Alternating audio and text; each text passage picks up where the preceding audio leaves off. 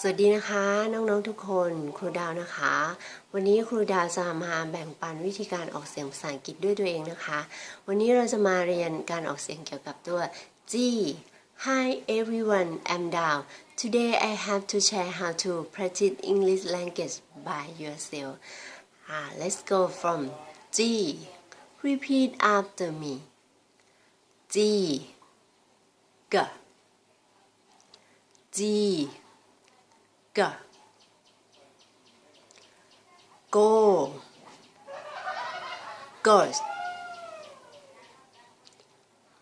goes good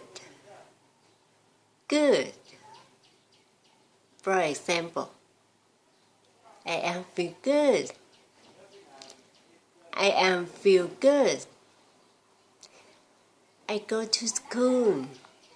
I go to school I like God